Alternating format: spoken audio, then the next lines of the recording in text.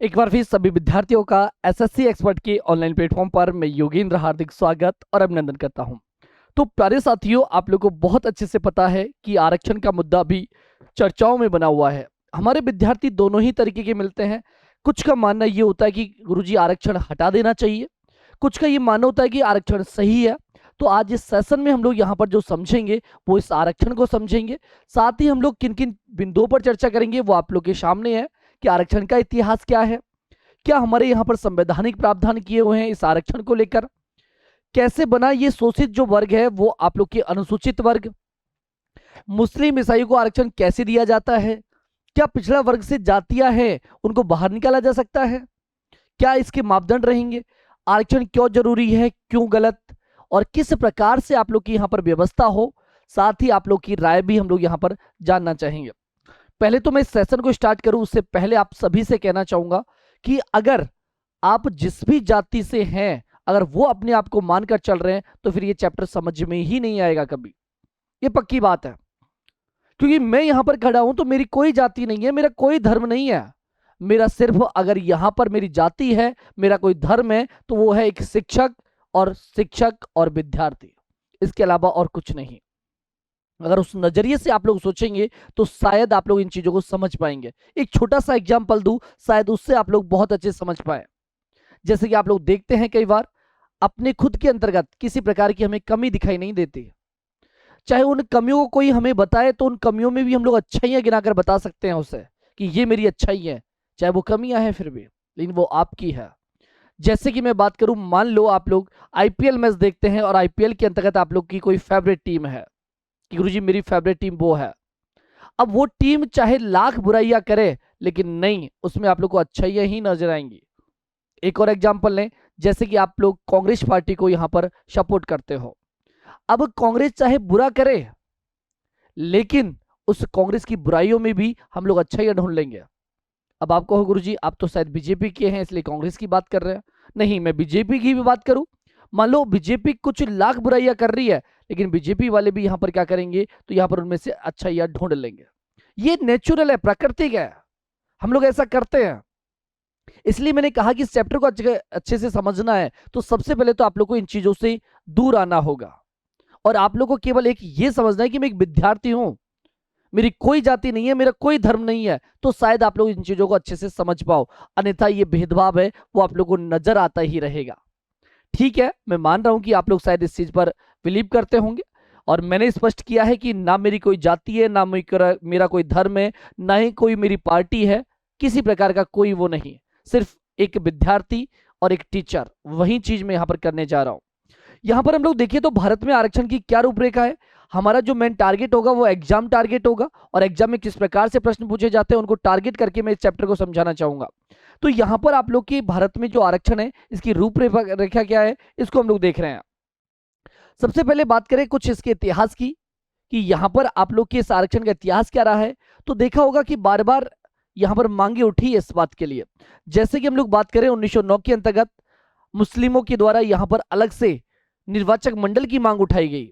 वहीं आप लोगों ने देखा 1917 के अंतर्गत जस्टिस पार्टी ने गैर ब्राह्मणों के लिए 2 वोटों का अधिकार मांगा, यानी कि 2 सीटों का अधिकार मांगा, एक आपके सामान्य प्रतिनिधि के लिए और एक अपने समुदाय के लिए। वहीं यहां पर हम लोग देखिए क्या रिजल्ट निकला इन डिमांड्स का। तो यहां पर आप लोग के परिणाम निकले 1922 में। कांग्रेस के द्वारा यहां पर पूरी तरीके से इसका विरोध किया गया कि नहीं, ये तो बंटवारा यहां पर किया जा रहा है, हम ही आपस में यहां पर भिड़ाया जा रहा है, इसलिए इसने इसका विरोध किया, विधानसभा चुनावों से बहिष्कार किया। तो इसके बाद यहां पर जस्टिस पार्टी है वो यहां खड़ी हो गई। ठीक है, इसके साथ ही हम लोग देखिए तो सरकारी पदों को ब्राह्मण, गैर ब्राह्मण, भारतीय ईसाई और मुसलमानों के बीच वर्गीकृत किया गया, पृथक निर्वाचक मंडल दिया गया। आप लोगों ने बहुत अच्छे से यहां पर चीजों को देखा होगा। आगे जब हम लोग बात करते हैं तो क्या ये जब संविधान हम लोगों ने बनाया तो ये आरक्षण केवल 10 वर्षों के लिए दिया गया था, तो फिर आज तक कैसे चला आ रहा है? क्या हमारी नौकरियों में भी ये इसी प्रकार से आगे बढ़ाया जाता है? क्या प्रावधान है हमारे? इन चीजों को यहां पर देखते हैं। हम बात कर रहे हैं संविधान के समय, तो जब ये संविधान के अंतर्गत हम लोग रख रहे थे आप लोग के इस आरक्षण की व्यवस्था को, तो उस समय आपने नाम पढ़ा होगा हृदयनाथ कुंजरू जी। उन्होंने यहां पर कहा कि जो ये आरक्षण की व्यवस्था हम लोग रख रहे हैं वो 10 वर्षों के लिए किसी प्रकार की कोई बाधा नहीं है, कोई गलत नहीं है, रखना भी चाहिए। जो पिछड़े हुए हैं उनको ऊपर उठाना चाहिए। तो उन्होंने कहा कोई बाधा नहीं है, लेकिन साथ ही उन्होंने ये भी कहा कि ये लंबे समय तक नहीं होना चाहिए। अगर ज्यादा लंबे समय तक रहा तो फिर दिक्कतें यहां पर आ सकती है। साथ ही इन्होंने ये भी कहा कि यहां पर आप लोग के जब आप लोग इसको लागू कर रहे हो तो जांच करके इसको लागू करना है और समय समय पर इसकी जांच होती रहनी चाहिए, ताकि यहां पर किसी प्रकार का भेदभाव नहीं दिखाई दे। दूसरी तरफ कुछ अन्य साथी या अन्य सदस्य जिन्होंने यहां पर कहा, सहमति जताई इसके ऊपर, और साथ ही ये भी राय दी कि अगर जरूरत पड़ती है तो उसको आगे बढ़ा देना चाहिए। इस प्रकार की भी हम लोग को व्यवस्था रखनी है। वहीं बात करें भीमराव अंबेडकर जी, और इन्होंने यहां पर इस बात पर अपना पक्ष रखते हुए कहा कि भाई 1892 से मुस्लिमों को यहां पर आरक्षण दिया गया है, वहीं ईसाइयों को 1920 से हम लोग दे रहे हैं। फिर बात करें तो अनुसूचित जाति को 1937 से ही कुछ लाभ मिल रहे हैं, तो इसलिए इन्हें ज्यादा लंबे वक्त तक सुविधाएं दी जानी चाहिए ताकि ये भी समानता की स्थिति में आ सके। चूंकि एक बार में 10 साल तक के लिए रिजर्वेशन का प्रस्ताव पास हो चुका है, तो मैं इसे स्वीकार करता हूं, हालांकि इसे बढ़ाने का ऑप्शन हमेशा रहना चाहिए, और इसी को आधार देकर हम लोगों ने संविधान में इसको आगे बढ़ाने का भी प्रावधान रखा। अब हमारा विद्यार्थी ये सोच रहा होगा कि गुरुजी जब आगे बढ़ाने का प्रावधान है, इसका मतलब हमारी ये नौकरियों का जो आरक्षण है वो आगे बढ़ाया जाता है? बिल्कुल नहीं साथियों, ये आपका नौकरियों का जो आरक्षण है वो संविधान में परमानेंट है, इसकी कोई सीमा नहीं है। केवल जो हमारे यहाँ पर चुनाव के लिए अपना प्रतिनिधित्व रखने के लिए जो सीटों का प्रावधान है, इस सीटों को यहां पर आगे बढ़ाया जाता है। जैसे कि हम लोग बात करें, गौरतलब है कि 10 साल की यह व्यवस्था सिर्फ राजनीतिक आरक्षण यानी संसद और विधानसभा सीटों के लिए निर्धारित की गई है। जो हमारी लोकसभा के अंदर सीटें फिक्स होती है, जो हमारी विधानसभा के अंदर सीटें फिक्स होती है, इनके लिए व्यवस्था की है 10 वर्ष वाली। शैक्षणिक आप लोग के लिए नहीं है। शैक्षणिक जो आरक्षण है वो आप लोग का आर्टिकल्स में परमानेंट है। आगे बात करूंगा आप लोगों से, बात समझ में आ रही होगी जहां तक उम्मीद है। अगर हम लोग वर्तमान की स्थिति को देखें तो आप लोग की 25 जनवरी, डेट याद रखना, 25 जनवरी और 2030 तक ये सीटों का आरक्षण आप लोग का बना रहेगा। कब तक? तो याद रखिएगा 1930 तक। और इसके बाद अगर इसे आगे बढ़ाना है तो फिर एक बार संशोधन करना होगा और इसके बाद इसको आगे बढ़ाया जा सकता है। देखिए आगे हम लोग यहां पर बात करते हैं आप लोगों से।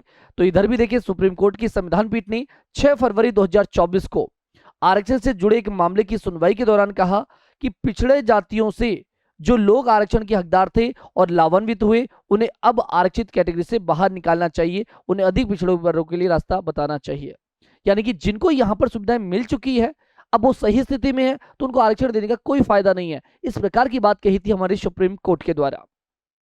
आगे देखिए, संवैधानिक प्रावधानों की पहले बात करें, क्योंकि मैंने कहा कि हमारा टारगेट एग्जाम है और एग्जाम के पॉइंट ऑफ व्यू से क्या आप लोगों के लिए महत्वपूर्ण है उनकी पहले चर्चा करेंगे।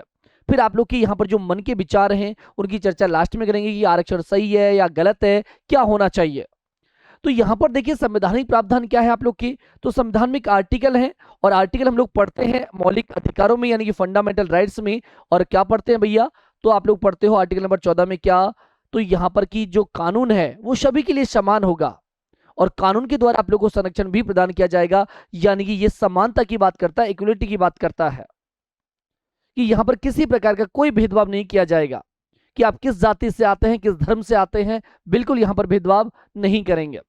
वहीं आर्टिकल 15(4) जोड़ा हम लोगों ने और 15(4) के अंतर्गत कहा, ये वैसे हम लोग देखिए तो आप लोग का जो मूल संविधान था इसके अंतर्गत नहीं थी ये चीजें। इससे हम लोगों ने यहाँ पर पहले नंबर का संविधान संशोधन किया था 1951 में, तब जाकर इसको जोड़ा था। क्या जोड़ा हम लोगों ने? तो यहाँ पर कहा कि जो एसटी और एससी है, या फिर मैं कहूं कि जो सामाजिक रूप से और शैक्षणिक रूप से जो पिछड़े हुए लोग हैं, उनको यहाँ पर कुछ ना कुछ छूट दी जानी चाहिए। और यही हम लोगों ने निर्धारित किया कि एससी एसटी के लिए विशेष प्रावधान यहाँ पर किए जा सकते हैं और हम लोगों ने किए भी आगे चलकर। और आगे चलकर हम लोगों ने 1993 कॉन्स्टिट्यूशन अमेंडमेंट किया 2005 के अंतर्गत। और यहाँ पर क्या जोड़ा? तो यहाँ हम लोगों ने जोड़ा कि भाई शैक्षणिक संस्थानों के अंतर्गत जो एडमिशंस होते हैं, भाई आप कॉलेज के अंतर्गत जा रहे हो तो कॉलेजों में आप लोग को छूट मिलती है। वही हम लोग देखिए, आप लोग आरटी एक्ट हमारे बना हुआ है और आप लोग के 25% स्कूलों के अंतर्गत एडमिशंस में छूट मिलती है। तो यहाँ पर हम लोगों ने प्रावधान किया कि शैक्षणिक जो संस्थान है, चाहे वो निजी है चाहे आप लोग की यहाँ पर सरकारी है, उन सभी के अंतर्गत यहाँ पर छूट मिलनी चाहिए। किस आधार पर? शैक्षणिक और पिछड़ेपन के आधार पर, ताकि उनको भी यहाँ पर आप लोग के बराबर किया जा सके। और इसीलिए यहाँ पर हम लोगों ने क्या किया, विद्यालय, महाविद्यालय, कॉलेज हो गए, आप लोग के स्कूल हो गए, इनमें आरक्षण की व्यवस्था की हम लोगों ने। आरक्षण कौन सा वाला? शैक्षणिक आरक्षण। यानी कि मान लीजिए कि आप लोग यहाँ पर देखते होंगे, जैसे ही कॉलेज में एडमिशन लेते हैं, तो कॉलेज में जब एडमिशन लेते हैं आप लोग, तो आप लोगों ने गौर किया होगा कि आप लोग के लिए सीटें आरक्षित की जाती है। जैसे एसटी के लिए इतनी सीटें आरक्षित है, एससी के लिए इतनी सीटें आरक्षित है, ओबीसी के लिए इतनी सीटें आरक्षित है, और आप लोग की जनरल के लिए इतनी सीटें आरक्षित है। तो यहां पर आप लोग के आरक्षण का प्रावधान जो ये किया गया है, मैं विद्यालयों में प्रवेश की बात कर रहा हूं, एडमिशंस की बात कर रहा हूं। तो प्रवेशों में जो छूट दी जाती है वो हमारा आधार जो आर्टिकल है, वो आर्टिकल है कौन सा? 15(5). सीधा एग्जाम में प्रश्न पूछा जाता है कि शैक्षणिक संस्थानों में प्रवेश के लिए जो छूट प्रदान की जाती है वो कौन से आर्टिकल से प्रदान की जाती है। तो हमें ध्यान रखना पड़ेगा कि आर्टिकल नंबर कौन सा? हमारा 15(5) है, जो ये प्रावधान करता है। दूसरी तरफ हम लोग देखें यहाँ पर, तो आप लोग के और कौन से ऐसे आर्टिकल्स हैं जो हमारे कॉन्स्टिट्यूशन में बनाए गए हैं इस आरक्षण को लेकर। तो हम लोग देखिए, पढ़ाई के लिए अब हम लोग बात कर रहे हैं, आप लोग की इस नौकरियों की बात करते हैं, क्या नौकरियों में भी छूट दी गई है? बिल्कुल जी हाँ। अगर हम लोग देखिए तो एक आर्टिकल हम लोगों ने बनाया, आर्टिकल नंबर 16(4). कौन सा बनाया? 16(4). और हमने कहा कि राज्य में सरकारी नौकरियों में अगर पर्याप्त प्रतिनिधित्व नहीं मिल रहा है, यानी कि उनको यहाँ पर पिछड़ेपन के आधार पर, चाहे वो सामाजिक पिछड़ापन है, चाहे वो शैक्षणिक पिछड़ापन है, अगर उसके आधार पर अगर पर्याप्त प्रतिनिधित्व नहीं मिल रहा है, तो भैया उनको छूट दे सकते हैं हम लोग। और छूट का हम लोगों ने यहाँ पर प्रावधान किया, ये आप लोग की मूल संविधान में था। क्या था ये? मूल संविधान में हम लोगों ने प्रावधान कर रखा था ऑलरेडी इस बात का। इसके बाद यहाँ पर हम लोगों ने 16(4)A और बनाया, और 16(4)A की जब हम लोग बात करते हैं तो ये हमारे मूल संविधान में नहीं था। इससे हम लोगों ने क्या किया, 77वें नंबर का कॉन्स्टिट्यूशन अमेंडमेंट किया 1995 के अंतर्गत, और तब इस बात को जोड़ा और कहा कि जो प्रमोशंस होते हैं, इन प्रमोशंस में भी छूट दी जानी चाहिए। तो यहां पर एसटी एससी को, ओबीसी नहीं है, ध्यान रखना, एसटी एससी को पदोन्नति में हम लोगों ने क्या दिया? आरक्षण दिया। सीधा आपका एग्जामिनर पूछता है कि आप लोग के प्रमोशंस में जो आरक्षण है वो किस किस के पास है, तो ध्यान रखना, एसटी एससी के लिए केवल, ओबीसी के लिए पदोन्नति में कोई आरक्षण नहीं है। किस आर्टिकल के द्वारा दिया जाता है? तो 15(4)A के द्वारा दिया जाता है। यह भी बात आप लोगों को विशेष रूप से यहां पर ध्यान रखनी है। साथ ही बात करें हम लोग आगे की यहां पर, तो आप लोग की एक आर्टिकल और बनाया गया, आर्टिकल नंबर 16(4)B। कौन सा? 16(4)B।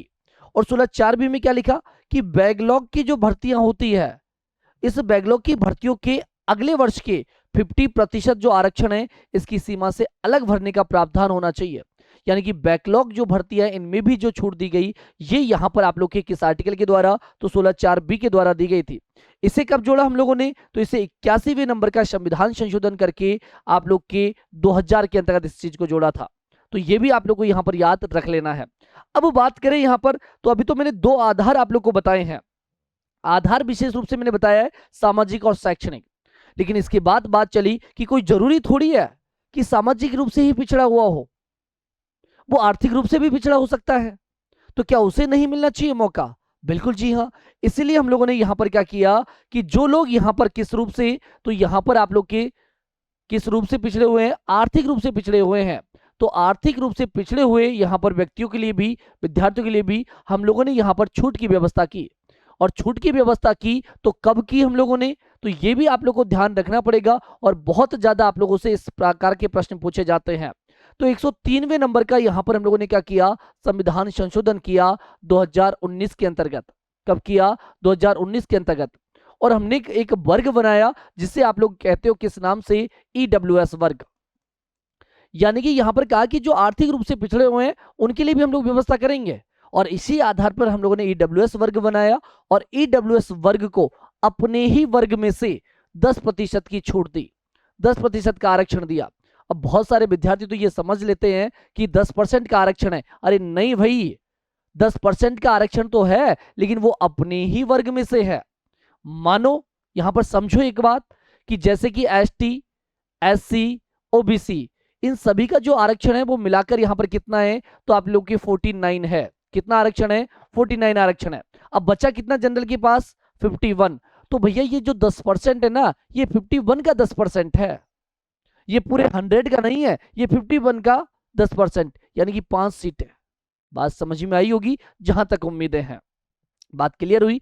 इधर हम लोग देखें तो यहां पर आर्टिकल नंबर 46 और है, और 46 किस बात का प्रावधान करता है, तो यहां पर ST SC और जो पिछड़े वर्ग के लोग हैं इनको सामाजिक और शैक्षणिक पिछड़ेपन के आधार पर आप लोगों को क्या देता है, स्कॉलरशिप देता है, छात्रवृत्तियां देता है। कि अगर आप लोग आगे पढ़ना चाह रहे हो लेकिन आपके पास यहां पर किस वजह से यहां पर रुके हुए हो, तो यहां पर आप लोग कमजोर वर्ग की वजह से शैक्षणिक एवं आर्थिक हितों के कारण आप लोग पीछे हो, आप आगे बढ़ नहीं पा रहे हो, या फिर आप लोग आगे पढ़ाई करना चाह रहे हो लेकिन आपके पास पैसा नहीं है, तो आप लोगों को ऐसे पीछे नहीं रहने दिया जाएगा। यहां पर हमारा संविधान ये कहता है कि आप लोग की सहायता करेगी हमारी सरकार, और बकायदा आप लोग को यहां पर सहायता करती है, स्कॉलरशिप देती है आप लोग को आगे पढ़ने के लिए, उच्च शिक्षा के लिए। ये प्रावधान भी हम लोगों ने कहां पर किया, आर्टिकल नंबर 46 में किया। आगे देखिए हम लोग यहां पर, तो क्या इनके लिए हम लोगों ने कुछ अलग प्रावधान किया है, तो राजनीतिक प्रतिनिधित्व भी हम लोगों ने दिया है। यानी कि आरक्षण जो दिया है वो राजनीति में भी दिया है। कैसे दिया है, तो हम लोग सीटों का प्रावधान करते हैं। यानी कि आर्टिकल नंबर 330 और आर्टिकल नंबर 332 लोकसभा में और राज्यसभाओं में यहां पर SC ST के लिए सीटें आरक्षित करने का प्रावधान ये करता है। और किस आधार पर, तो जनसंख्या के आधार पर। यानी कि हम लोगों ने सीटों का जो प्रावधान किया है वो यहां पर जनसंख्या के आधार पर हम लोगों ने किया है। किसके आधार पर, जनसंख्या के आधार पर। ठीक बात। वही निगरानी कौन रखेगा इन चीजों की, कि यहां पर ठीक चल रहा है कि नहीं चल रहा, इन्हें हटाना चाहिए कि नहीं हटाना चाहिए। तो इसके लिए हम लोगों ने एक आर्टिकल बनाया 338 और एक बनाया आर्टिकल 338A, जिसमें राष्ट्रीय अनुसूचित जाति आयोग और राष्ट्रीय अनुसूचित जनजाति आयोग हम लोगों ने बनाया। इसकी जो यहाँ पर स्थापना है वो इसी वजह से की गई, और इनकी स्थापना जो की जाती है आर्टिकल 338 और 338A के अंतर्गत। यानी कि आपकी राष्ट्रीय अनुसूचित जाति जो आयोग है ये तो आर्टिकल 338 में है, जबकि राष्ट्रीय अनुसूचित जनजाति का जो उल्लेख है वो आर्टिकल 338A में किया है। वहीं हम लोग देखिए आप लोग के पिछड़े वर्ग की बात करें तो आर्टिकल 340 बनाया, और राष्ट्रपति पिछड़े वर्गों की स्थिति की जांच के लिए यहां पर आयोग है ये बना सकता है। और आप लोगों ने देखा होगा 1953 का कालेलकर आयोग गठित किया गया, और यहां पर इसी ने सबसे पहले ओबीसी के आरक्षण की यहां पर बात की थी। बाद में मंडल आयोग आप लोग का बना, जिसकी सिफारिश पर आप लोग को यहां पर आरक्षण दिया गया। देखिए आगे हम लोग और बात, तो यहां पर भारतीय जो आरक्षण है प्रणाली है इसका समग्र ढांचा आप लोग के पास है। जैसे कि देखिए हम लोग कि आरक्षण जो मिला हुआ है सेंटर के अंतर्गत बात कर रहे हैं, तो SC के पास 15% है, ST के पास 7.5% है, OBC के पास 27% है, और EWS के पास 10% है अपनी ही वर्ग में से। वहीं बात करें हम लोग संवैधानिक क्षेत्रों की बात करें तो शिक्षा के लिए आर्टिकल नंबर 15 आप लोग के 46 है। वहीं रोजगार के लिए बात करें तो आर्टिकल नंबर 16 है, और प्रतिनिधित्व की बात करें तो आर्टिकल 330 और 332 है। वहीं अगर इन पर निगरानी रखने की बात करें तो आर्टिकल नंबर हमारा 338 और 338A काम करता है, और आप लोग की यहाँ पर आर्टिकल नंबर 340 भी यहाँ पर काम करता है। तो ये कुछ आप लोग के संवैधानिक प्रावधान मैंने आप लोगों को बताए, और अब आप लोग की चर्चा होगी किस प्रकार से जो शोषित वर्ग है वो आप लोग का यहाँ पर अनुसूचित वर्ग बनाया जाता है। किस प्रकार से ये बना इसकी पूरी यहाँ पर हम लोग जानकारी लेते हैं। तो सबसे पहले हम लोग बात करें तो आप लोग की 1930 की रूपरेखा है, किस प्रकार से ये चीजें होती है। तो 1928 में बॉम्बे में शोषित और आदिवासी जनजातियों की स्थिति का पता लगाने के लिए कमेटी बनाई गई थी। उस कमेटी के अंतर्गत थे कौन, आप लोग के डॉक्टर भीमराव अंबेडकर जी। और यहाँ पर जुलाई 1930 में इस समिति के द्वारा अपनी रिपोर्ट दी गई, और यहाँ पर 3 आप लोग की जातियां बना दी या 3 समूह बना दिए। एक आपके शोषित वर्ग यानी कि अछूत, एक आदिवासी और पहाड़ी, तीसरी बात करें हम लोग तो अन्य पिछड़ा वर्ग। यहां पर देखते हैं कि क्या हुआ क्या नहीं हुआ। तो आप लोगों के सामने दिखाई दे रहा होगा कि बॉम्बे सरकार ने 1928 में एक कमेटी बनाई, और कमेटी के द्वारा यहां पर शोषित वर्ग, आदिवासी और पहाड़ी जनजाति और अन्य पिछड़ा वर्ग के हिसाब से 3 सूचियां तैयार करवाई थी। वहीं इसके बाद आप लोग के यहाँ पर 1935 में एक शोषित वर्ग को अनुसूचित जाति कहा गया। यानी सीधा सा आप लोगों से प्रश्न बन जाएगा कि शोषित वर्ग को आप लोग की अनुसूचित जाति कब कहा गया, तो 1935 में यहाँ पर कहा गया था। याद रखना है हम लोग को कि कब कहा गया, तो 1935 में आप लोग के यहाँ पर क्या कहा गया लालाओ, तो अनुसूचित जाति कहा गया था आप लोग के शोषित वर्ग को। साथ ही अनुसूचित जातियों के लिए प्रांतीय विधान परिषद में कुल 151 सीटें हैं, वो भी यहां पर निर्धारित की थी। कितनी सीटें, 151 सीटें। ये सारे आप लोग के एग्जाम के पॉइंट ऑफ व्यू से काफी महत्वपूर्ण है, ध्यान रखिएगा। वहीं हम लोग बात करें तो यहाँ पर आप लोग की जो सरकारी नौकरियां हैं, किसकी बात करें, सरकारी नौकरियों में जो मुसलमान है इनके लिए 25% सीटें पहले से ही आरक्षित थी। ऐसे में योग्यता के आधार पर अनुसूचित जातियों को भी सरकारी नौकरियों में आरक्षण की बात यहां पर कही गई। ठीक है, अगला प्रश्न आता है फिर ये मुस्लिम और ईसाई हैं, इनको कैसे आरक्षण दिया जाता है, इनकी भी बात करते हैं हम लोग। तो यहां पर बात करें कि मुस्लिम और ईसाइयों को आरक्षण मिलता कैसे है, तो यहां पर हम लोग देखें, जब स्टार्टिंग की हम लोग बात करते हैं तो संविधान सभा में धार्मिक आरक्षण को यहां पर बिल्कुल यहां पर नकार दिया गया कि धर्म के आधार पर हम लोग आरक्षण नहीं दे सकते। भाई धर्म के आरक्षण को हम लोग ज्यादा कैसे दे पाएंगे, यहाँ पर तो भेदभाव खड़ा हो जाएगा अगर धर्म के आधार पर हम लोग आरक्षण दे रहे हैं। तो इस पर हम लोगों ने बिल्कुल यहाँ पर असहमति जताई और सामाजिक और शैक्षणिक पिछड़ापन ही आरक्षण का आधार माना कि भाई समाज में और शिक्षा में पिछड़े होने पर आप लोग आरक्षण दे सकते हो, धर्म के आधार पर नहीं। ठीक है, तो फिर आप लोग के इन मुस्लिमों को कैसे यहाँ पर आरक्षण दिया जाता है, तो आप लोगों ने देखा कि संविधान के जानकार हैं प्रोफेसर फैजान मुस्तफा, इनके मुताबिक कुछ मुस्लिम जातियों को पिछड़े वर्ग में शामिल होने की वजह से आरक्षण यहां पर दिया गया। यानी कि जो मुस्लिम है ना, इनकी कुछ जातियां यहां पर ओबीसी में आती है और इस आधार पर इनको आरक्षण दिया जाता है, धर्म के आधार पर आरक्षण नहीं है। बात क्लियर हुई। तो यहां पर आप लोग के ओबीसी के अंदर एक शब कोटा बनाकर SC ST ओबीसी का कोटा कम किए बिना आरक्षण यहां पर दिया गया है। आपने देखा होगा मंडल आयोग गठित किया गया था और मंडल आयोग की सिफारिश पर ही ओबीसी को आरक्षण दिया गया और इन्हीं की सिफारिश पर 3743 जातियों को, जो कि ओबीसी में आती है, 3743 जातियों को मिलाकर उन्होंने ओबीसी बनाई और ओबीसी में 27% जो आरक्षण है ये यहां पर दिलवाया। उसी मंडल आयोग ने मुस्लिम समुदाय की कुछ जातियों को भी ओबीसी में शामिल किया, यानी कि 3743 जो यहां पर जातियां हैं ओबीसी के अंतर्गत, इनमें कुछ मुस्लिम जातियां भी हैं और इसी के आधार पर उनको आरक्षण दिया जाता है। इसलिए मुस्लिम जातियों को केंद्र और राज्य पर अन्य पिछड़ा वर्ग के तहत ही यहाँ पर आरक्षण दिया जाता है, कोई धर्म के आधार पर आरक्षण नहीं दिया जाता। ये माइंडसेट बिल्कुल क्लियर होना चाहिए। अब देखिए हम लोग कि क्या ओबीसी से ये जो जातियां हैं उनको बाहर निकाल सकते हैं, बड़ा प्रश्न चलता रहता है दिमाग में कि क्या ये जो जातियां हैं इनको ओबीसी से बाहर निकाल सकते हैं क्या, तो बिल्कुल जी हाँ, निकाली जा सकती है। क्या मापदंड रहेंगे इनके, कैसे निकाला जा सकता है, तो यहां पर आप लोग की शर्त पहली की बात करें तो पहली शर्त यह है कि जाति के साथ छुआछूत पूरी तरह समाप्त हो गया हो, यानी आपकी जाति के साथ जो छुआछूत की भावना है ये अगर समाप्त हो गई है तो बिल्कुल यहां पर इस आप लोग के इस सामाजिक आरक्षण को यहां पर हटाया जा सकता है। दूसरी तरफ हम लोग बात करें शैक्षणिक शर्त क्या है कि जाति ने साक्षरता को संतोषजनक स्तर पा लिया हो, यानी कि भाई पहले यहां पर पढ़ने में पिछड़े हुए थे, नहीं पढ़ते थे, शैक्षणिक ज्ञान नहीं था, तो भाई अब पर्याप्त हो गया है मान लो, तो अब यहां पर ये आरक्षण इसको समाप्त किया जा सकता है। वही हम लोग देखें आर्थिक शर्त, किस प्रकार से इन जातियों को बाहर निकाला जा सकता है, तो जाति का आर्थिक जो स्तर है वो इतना सुधर गया हो कि अब उसे किसी प्रकार की सहायता की जरूरत नहीं है, यानी यूं मानो कि अब आप लोगों को किसी प्रकार की कोई सहायता की जरूरत ही नहीं है, तो फिर यहां पर आप लोग के आरक्षण देने का कोई मतलब नहीं है। भाई आपकी आर्थिक स्थिति ठीक हो चुकी है, आपके पास ही खूब पैसा है, तो फिर क्यों यहां पर ये छूट, तो इस प्रकार की बात ये आप लोग के की गई है। ठीक है, परिणाम क्या हुआ कि पिछड़े वर्ग की सूची से निष्कासन, यानी ये तीनों चीजें आप लोग की अगर होती है तो यहां पर आप लोग को पिछड़े वर्ग की जो सूची है इससे यहां पर बाहर निकाला जा सकता है। ये आधार है कुछ जिनके आधार पर हमको बाहर किया जा सकता है। वही सकारात्मक कार्रवाई और वर्तमान कोटे प्रणाली की बात करें तो यहां पर एसटी के लिए आपके 7.5% आरक्षण है, वहीं एससी के लिए 15% है और ईडब्ल्यूएस आर्थिक जो कमजोर वर्ग है इसके लिए 10% यहां पर हम लोगों ने प्रावधान किया है। आगे आए, अगली बात करें कि किस प्रकार से ये जो आरक्षण है वो आप लोग को देखने को मिलता है, तो संविधान के अंतर्गत ही जब मूल संविधान बनाया गया तब SC ST को हम लोगों ने आरक्षण दिया था उस समय से ही।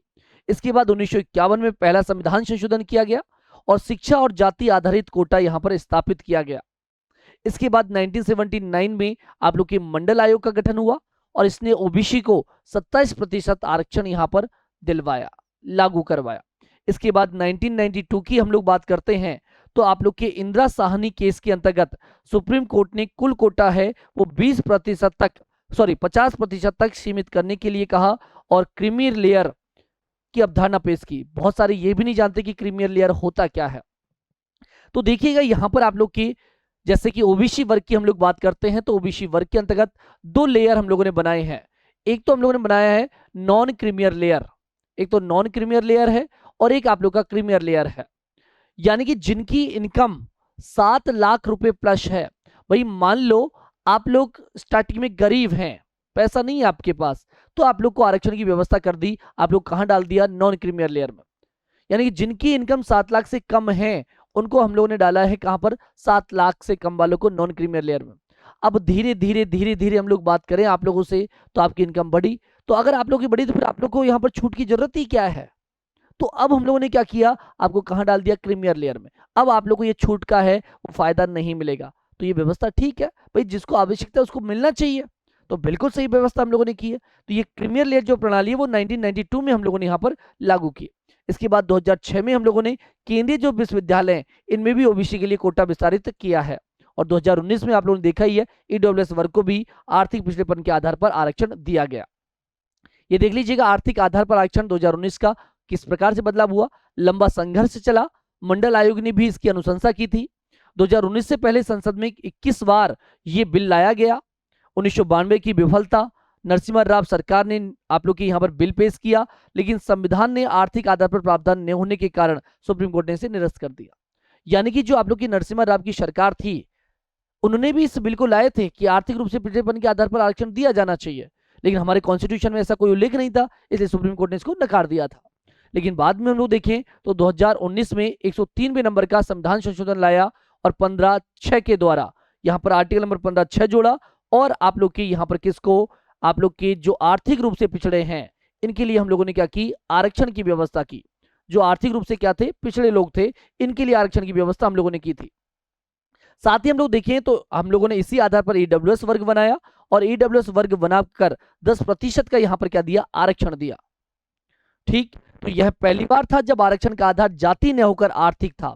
स्टार्टिंग में जाति आधार था, लेकिन बाद में 2019 में इसका आधार है वो आर्थिक आधार भी यहां पर बनाया गया। अब आते हैं जो आप लोग के प्रश्न यहां पर निकल के आते हैं, आपकी जिज्ञासाएं जो आती हैं इनको यहां पर हम लोग अब सॉल्व करेंगे। आप लोग के मन में विचार आते हैं कि आरक्षण क्या सही है, गलत है, क्यों है आरक्षण? तो एक आप लोग को एग्जाम्पल देता हूं, शायद उस बात से आप लोग समझ पाए कि आरक्षण क्यों जरूरी है। एक विद्यार्थी है जो यहाँ पर कमजोर है। एक विद्यार्थी कैसा है? कमजोर है। कमजोर विद्यार्थी है, कुछ कारण इसकी गरीबी हो सकते हैं, कुछ अच्छी गुणवत्ता वाली इसको शिक्षा नहीं दी गई।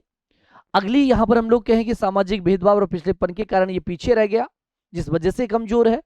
यहाँ पर इसको कोई मार्गदर्शन नहीं मिल पाता, कोई कोचिंग नहीं मिल पाती, इसको अवसर भी बहुत कम मिलते हैं।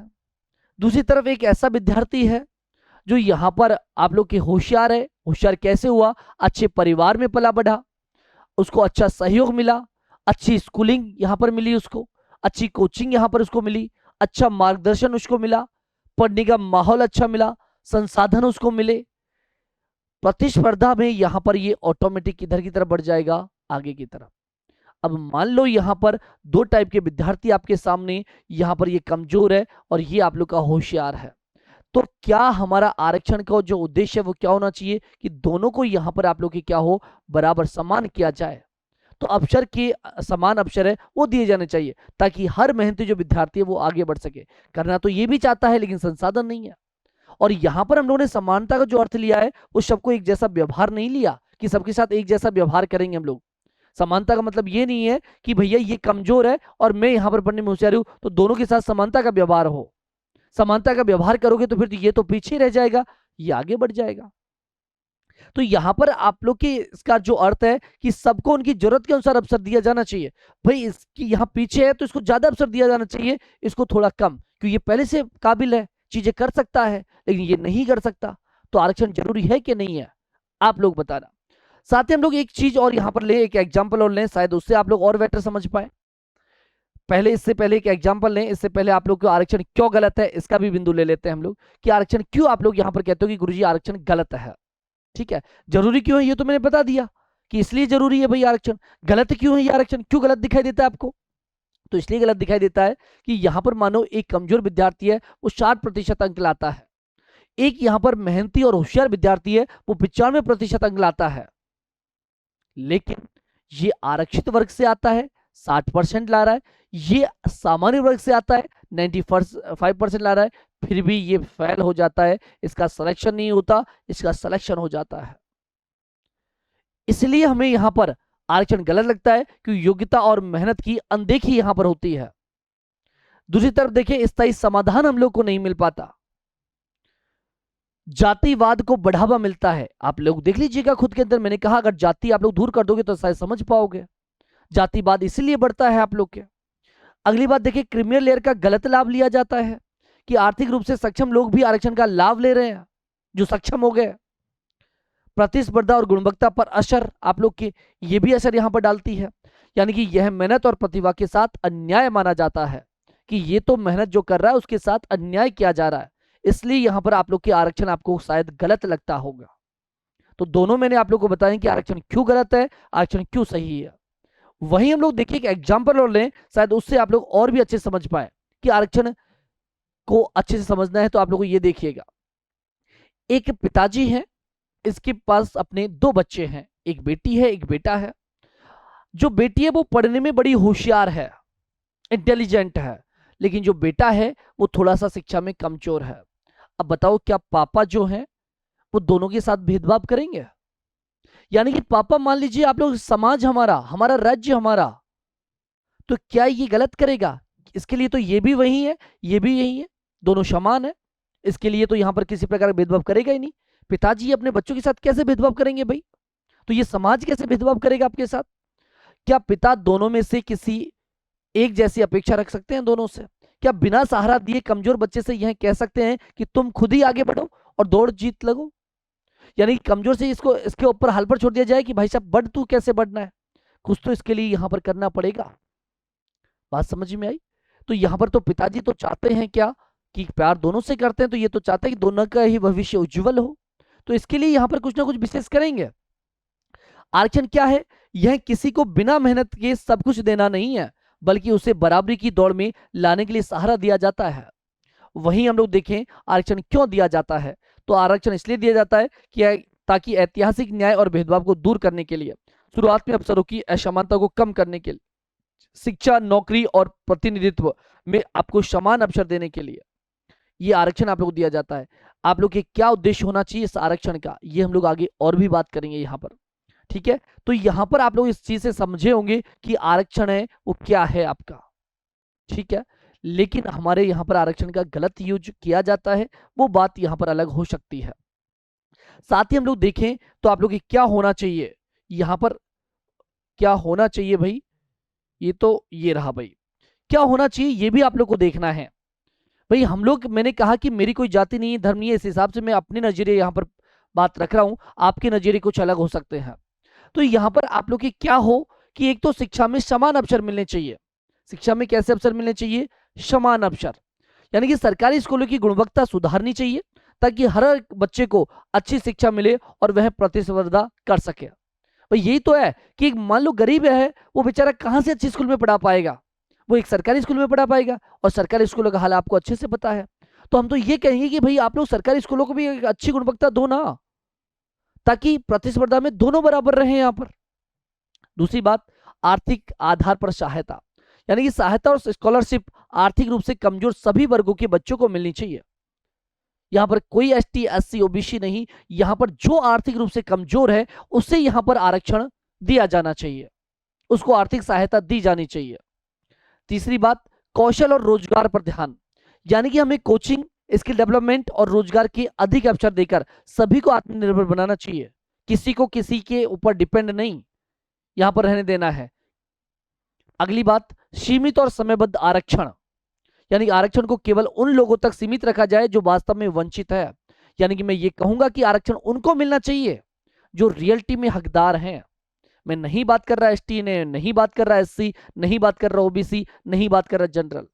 यानी कि रियलिटी में चाहे वो एसटी का है, चाहे ओबीसी का है, चाहे जनरल का है, उन सभी को आरक्षण दिया जाना चाहिए जो वास्तविकता में यहां पर क्या है, कमजोर हैं, पिछड़े हुए हैं। उनको आरक्षण दिया जाना चाहिए ताकि आगे बढ़ सके, जिनको रियलिटी में यहां पर जरूरत है। वही समानता और एकता को बढ़ावा, यानी कि जाति नहीं, इंसान पर ध्यान दें, समाज को जोड़ने वाली नीतियां बनाएं, तोड़ने वाली नीतियां नहीं, तो शायद कुछ हमारे इस देश का भविष्य अच्छा हो सकता है। यानी कि यहाँ पर हम लोग बात कर रहे हैं आप लोगों से, तो यहाँ पर इस प्रकार की अगर व्यवस्था हो शायद कुछ अच्छा चीज हो सकती है। सच्ची समानता का मतलब क्या है? तो यहाँ पर हर बच्चे को समान और गुणवत्ता शिक्षा मिले, मेहनत और योग्य का सम्मान हो, योग्यता का सहायता चाहिए तो आर्थिक आधार पर मिलनी चाहिए। समाज को जोड़ने वाली नीतियां बने, तोड़ने वाली नीतियां नहीं। एक योग्य, शिक्षित और समान समतावादी भारत की विकसित जो भारत है, इसकी सच्ची नींव ये होनी चाहिए। साथियों, मैंने आपसे पहले भी कहा कि यहां पर मैं किसी के पक्ष में नहीं हूं, ना ही मैं आप लोग के यहां पर इस आरक्षण के विरुद्ध में हूं, ना ही आरक्षण के पक्ष में हूं।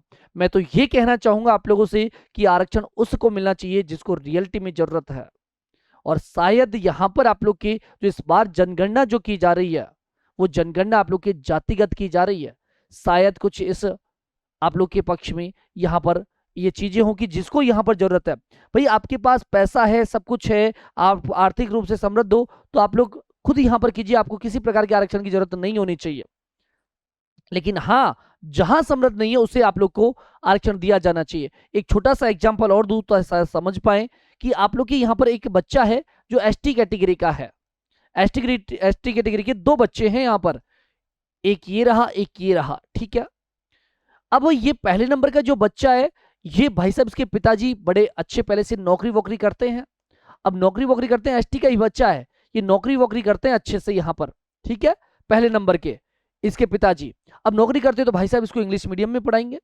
यानी कि इंग्लिश मीडियम का मतलब मैं ये नहीं कह रहा कि इसमें, हाँ भाई हिंदी मीडियम हो सकता है, लेकिन अच्छे यहाँ पर शिक्षण संस्थान में इसको शिक्षा दिलवाएंगे। अब यहाँ पर अच्छे शिक्षण संस्थान में दिलवाएंगे शिक्षा, तो इसकी नॉलेज अच्छी होगी, ज्ञान अच्छा मिलेगा, इसको इंटेलिजेंट होगा। एक यहाँ पर आप लोग के किसान का, या फिर मैं कहूं वो भी एसटी का ही है, लेकिन वो एक किसान का है, एक गरीब का बेटा है। सेकंड नंबर का किसान का, एक गरीब का बेटा है, ठीक है। किसान या फिर मैं कहूं गरीब का बेटा है। अब यहां पर आप लोग के क्या है, अब ये बेचारा इतना काबिल नहीं कि अच्छे स्कूल्स में पढ़ा सके, ये अपने बच्चों को एक सरकारी स्कूल में पढ़ा रहे हैं, ठीक है, कोई दिक्कत नहीं, यहां पर अच्छे से पढ़ाई नहीं होती। अब एक वैकेंसी आई, और वैकेंसी आई तो भाई साहब यहां पर फॉर्म इसने भी भरा और फॉर्म इसने भी भरा, ये भी फॉर्म भर रहा है और ये भी फॉर्म भर रहा है। अब मुझे बताओ कि नॉलेज किसके पास ज्यादा है? इसके पास है, तो नंबर किसका आएगा? ये। यानी उस आरक्षण का फायदा तो पूरा ये ले गया, ये तो बेचारा फिर यहां पर ऐसे कैसे रह गया। तो यहां पर कुछ इस प्रकार का प्रावधान हो ताकि यहां पर जिसको रियलिटी में जरूरत थी, भाई जरूरत तो इसको थी, तो इसको फायदा मिलना चाहिए था, बिल्कुल मिलना चाहिए। मैं इसी के पक्ष में हूं। आप यहां पर किस पक्ष में है, आपकी राय क्या है, जरूर कमेंट बॉक्स में कीजिएगा। मैं आप लोग के आंसर का यहां पर इंतजार करूंगा। मिलते हैं आप लोगों से कुछ नई बातों पर। जरूर अपनी राय यहां पर दें कि क्या मैंने जो यहां पर बात बताई वो सही है, या फिर आपकी राय में यहां पर क्या होना चाहिए। तो मिलेंगे आप लोगों से नेक्स्ट सेशन में। अगर पहली बार इस चैनल पर आए हैं तो चैनल को अच्छे से देखिए कि यहाँ पर आप लोग को फालतू वीडियो नहीं मिलेंगे, काम के वीडियो यहाँ पर मिलेंगे। चीजें अच्छी लगे तो चैनल को जरूर सब्सक्राइब करके बेल आइकन प्रेस करें। धन्यवाद। जय हिंद, जय भारत।